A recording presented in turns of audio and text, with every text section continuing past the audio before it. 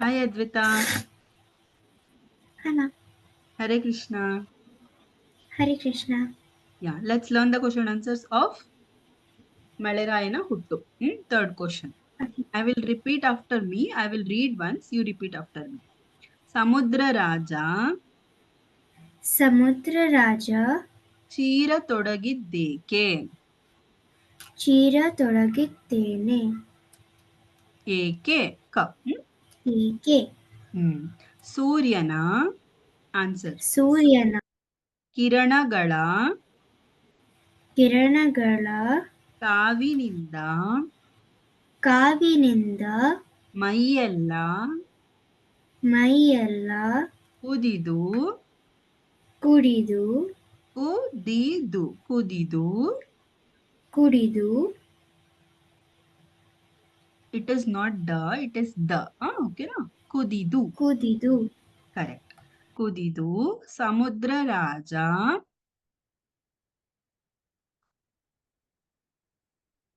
you're unmute ma unmute yourself ಸಮುದ್ರ ರಾಜ ನೋವಿನಿಂದ ನೋವಿನಿಂದ ತೀರ ತೊಡಗಿದನು ಚೀರ ತೊಡಗಿದನು I will explain to you once again why the king of ocean started shouting.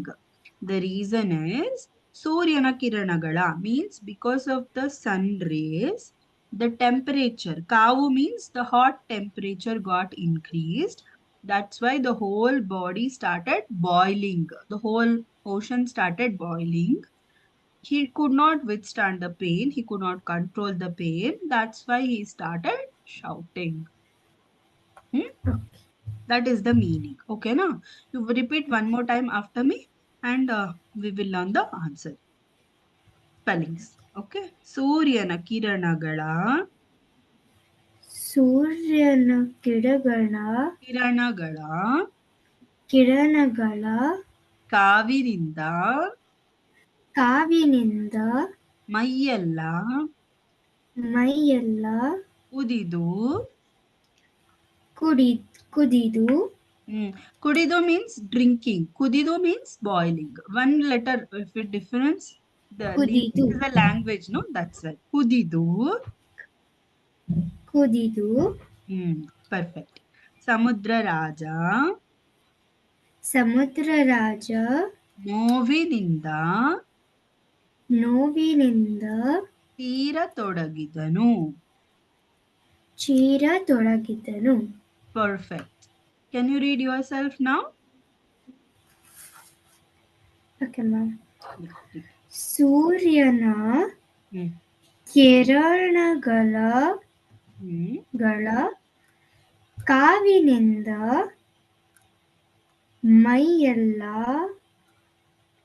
ಕುದಿದು ಸಮುದ್ರ ರಾಜ ನೋವಿನಿಂದ ಚಿರು ಚಿರು ಚಿರುತೆ ಬ್ರೇಕ್ ಇಟ್ ಚೀರ ತೊಡಗಿದನು ಚೀರ ತೊಡಗಿದನು very good one more time will you read yourself okay ma'am yeah good read ಸೂರ್ಯನ ಕಿರಣಗಳ ಕಾವಿನಿಂದ ಮೈಯೆಲ್ಲ ಕುದಿದು ಸಮುದ್ರ ರಾಜ ನೋವಿನಿಂದ ಚೀರ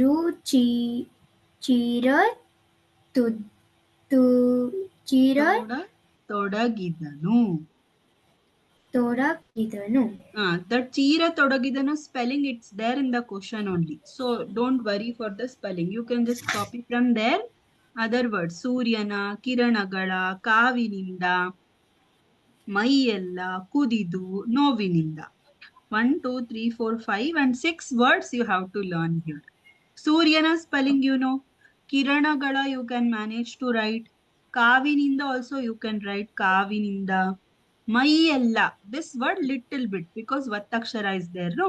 Maage aitva mai yella yage etva lakilila and lavattu kudidu kakombuku di du kudidu novininda this one no nage ಒತ್ವನ್ ದೀರ್ಘ ನ plus ಓ ವಿ ವ ಪ್ಲಸ್ ಇ ನಿಂದ ನೋವಿನಿಂದ ಚೀರ ತೊಡಗಿದನು you can manage to write. Okay. Yes? No, now we will repeat all three question answers. First, second and third. Tomorrow I will teach the remaining question. Make perfect for these one. Okay, ready? Okay. First three. Yeah, ma'am. ಭೂದೇವಿಯ ಗೋಳು ಎಲ್ಲಿಗೆ ಮುಟ್ಟಿತು? ಭೂದೇವಿಯ ಗೋಳು ಆಕಾಶವನ್ನು ಮುಟ್ಟಿತು.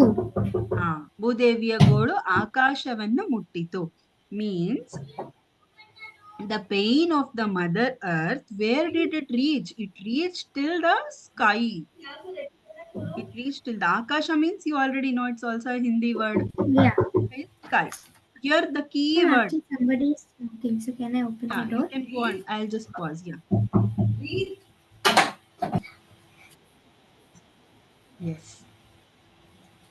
Instead of ಎಲ್ಲಿಗೆ you have to write ಆಕಾಶಕ್ಕೆ. That is the keyword. First answer you can manage to write with that word. Okay? Yeah, ma'am. Okay. Now one more time you read the first answer, then we will go for the second one. Okay now? Okay. ಭೂದೇವಿಯ ಗೋಳು ಆಕಾಶವನ್ನು ಮುಟ್ಟಿತು. Perfect. Very good. Shall we learn now second question? Yeah, ma'am. Can you read, try, or shall I read once? Then will you read? Ma'am, I think I'll try. You will try? Okay, go ahead. Yeah. ಸೂರ್ಯನು ಒಂದು ಸಲ ತೆರನೆ ತಿರುಗಿದ ಕೂದಲು Listen. ಕೂಡಲೇ ಲೋಕವೆಲ್ಲ ನಡುಗಿತು. Yeah, correct. Perfect. One more time. ಸೂರ್ಯನು ಒಂದು ಸಲ ತೆರನೆ ತಿರುಗಿದ ಕೂಡಲೇ ಲೋಕವೆಲ್ಲ ನಡುಗಿತು. Perfect. Very good. One more time. Last. ಸೂರ್ಯನು ಒಂದು ಸಲ ತೆರನೆ ತಿರುಗಿದ ಕೂಡಲೇ ಲೋಕವೆಲ್ಲ ನಡುಗಿತು. Third question. Will you read? Question with answer. Okay, ma'am.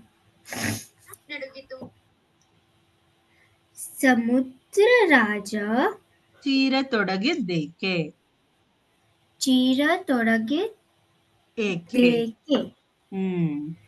Correct. Read the answer now.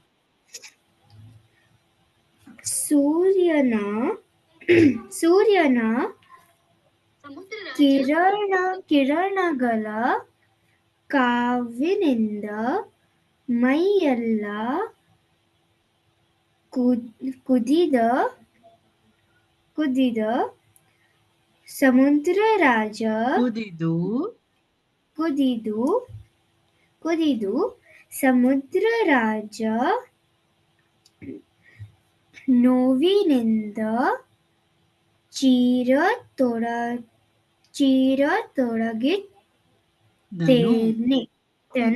ತೊಡಗಿದನು.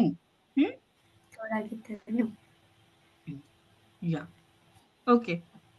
If you feel ತೊಡಗಿದನು it is too difficult, then you can write ಚೀರಿದನು. Like that also you can write. ಚೀರಿದನು. Like that also it will be correct only. Now first three question answers. Can you read and little bit you can remember, right? Yeah, ma'am. Yes. Very good. Okay, all right. Now shall we go for the fourth question? One more, last. Yeah. Okay.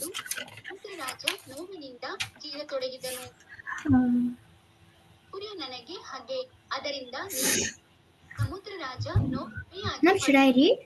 Once I will read, repeat after me, then you read. Okay, no? Yeah. Habeyagi, repeat after me. Habeyagi, ಹಬೆಯಾಗಿ ಹೊರಟದ್ದು ಹೊರಟದ್ದು ಏನು? ಏನು?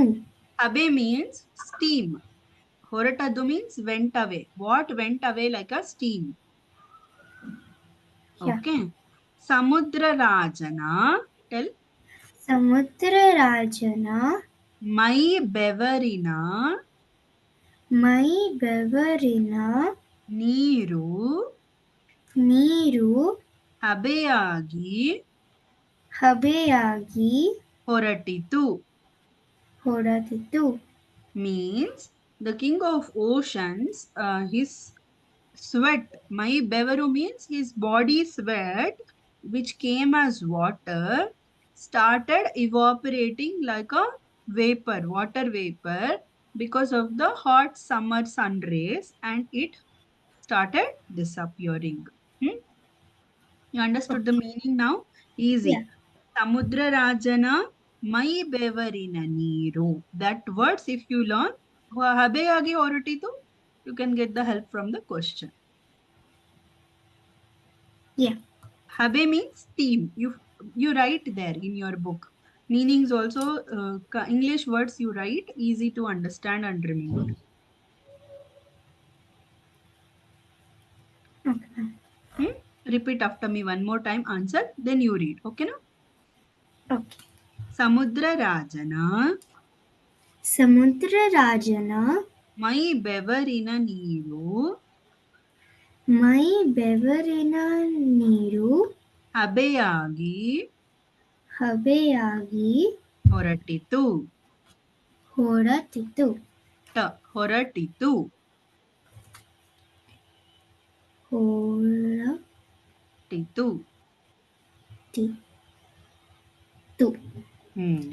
I'm writing words in like English. Hindi also, so that Hindi. like those words, so that I Okay. can Reading becomes easy. However you feel comfortable, you can write in English or Hindi and read perfectly. If you don't know, you ask. I will repeat again and again. Okay. Read now. ಸಮುದ್ರರಾಜನ ಮೈ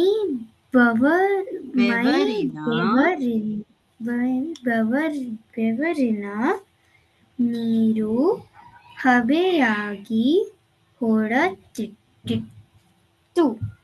ಟಿತು. ಟಾಮೆ ಈಗಿ ಮಾತ್ರ. ಟಿತು.